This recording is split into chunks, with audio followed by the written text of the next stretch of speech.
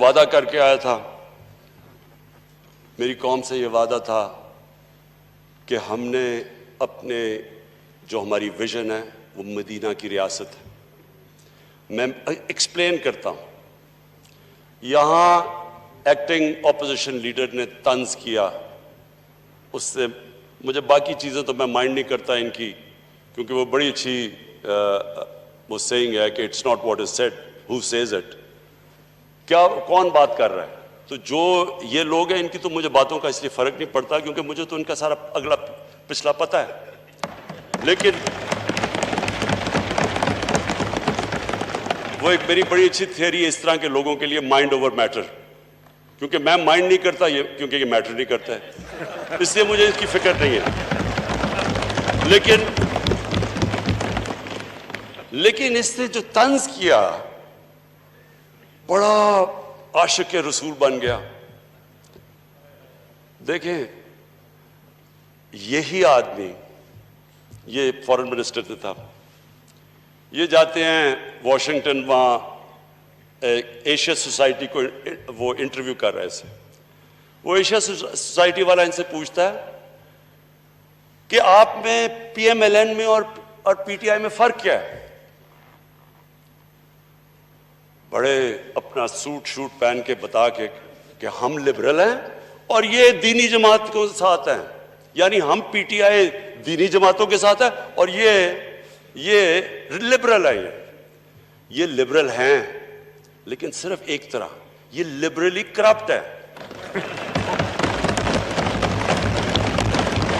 مجھے اسپیکر صاحب، میں کیونکہ میں مغربی کلچر کو ان سب سے بہتر جانتا ہوں، میرا کرکٹ کی وجہ سے ٹائم گزرا ہے، میں آج آپ کو اس اسمبلی کے فلور پہ کہنا چاہتا ہوں، جتنا نقصان اس ملک کی لیڈرشپ نے پاکستان کو پہنچایا ہے، ہمارے امیج کو کوئی دشمن نہیں پہنچا سکتا تھا۔ یہ کیا کرتے ہیں، میں تب سے سن رہا ہوں، یہ 1988 سے میں یہ سن رہا ہوں، جو جاتا ہے مغرب میں وہ کیا کہتا ہے، جناب مجھے بچا لو، امریکنوں کو کہتا ہے کہ مجھے بچا لو، میں آپ کی طرح لبرل اور ماڈریٹ ہوں، باقی یہ سارے یہ ملک میں انتہا پسند ہیں، اگر مجھے نہ بچائے انتہا پسند پاکستان کو ٹیک اوور کر لیں گے۔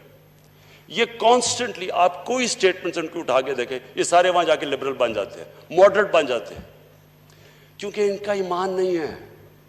میں نے جتنی آپ ایک میری سٹیٹمنٹ اٹھا کے دیکھ لیں، واشنگٹن میں، ڈیوس میں، نیو یارک میں، یونائٹڈ نیشنز جنرل اسمبلی میں نے ہر جگہ کہا کہ میری ویژن ہے پاکستان کو ایک مدینہ کی ریاست کے اصولوں پہ کھڑا کرنا۔